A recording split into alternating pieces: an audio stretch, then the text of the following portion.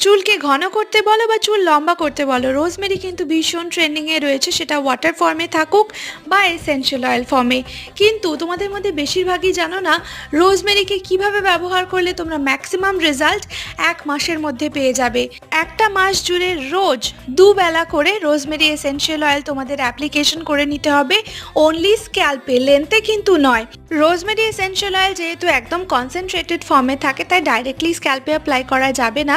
কোনো একটা career oil নিয়ে নিতে হবে, সেটা কোকোনাট অয়েল হতে পারে, সেসমি অয়েল হতে পারে, আর্গান অয়েল হতে পারে। প্রতি 2 চামচ কেরিয়ার অয়েলের মধ্যে 5 ফোঁটা আমরা রোজমেরি এসেনশিয়াল অয়েল নিয়ে নেব। তারপরে একটা কটনের হেল্প নিয়ে অনলি স্ক্যাল্পে সকাল এবং সন্ধে ঘুমোতে যাওয়ার আগে দুবেলা 1 মাস জুড়ে রোজমেরি এসেনশিয়াল অয়েলের এভাবে ব্যবহার করে দেখো, তোমরা তোমাদের কাঙ্ক্ষিত চুল পেয়ে যাবে। এই ধরনের আরও সুন্দর সুন্দর ভিডিওজের জন্য প্লিজ লাইক অ্যান্ড সাবস্ক্রাইব করে আমার পাশে থাকো।